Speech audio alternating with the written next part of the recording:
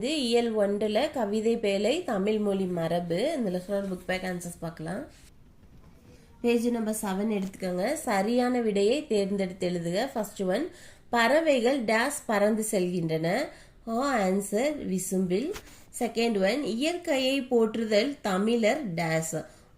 மரபு answer. Third one, இருதிணை என்னும் சொல்லை பிரித்து எழுத கிடைப்பது டேஸ். ஆப்ஷன் ஆன்சர் 2 + திணை. ஃபோர்த் ஒன், ஐம்பால் என்னும் சொல்லை பிரித்து எழுத கிடைப்பது டேஸ்.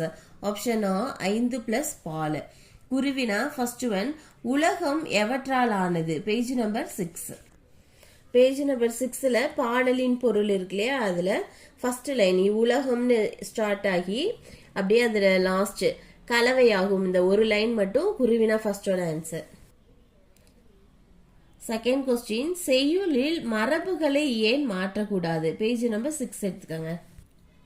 பேஜ் நம்பர் 6ல பாடலின் பொருள் இருக்கு இல்லையா, அதுல செகண்ட் பேராகிராஃப் திணைன்னு ஸ்டார்ட் ஆகுதுல, அங்கிருந்து அந்த பேராகிராஃப் ஃபுல்லா மாறிவிடும் வரைக்கும் குருவினா 2 ஆன்சர்.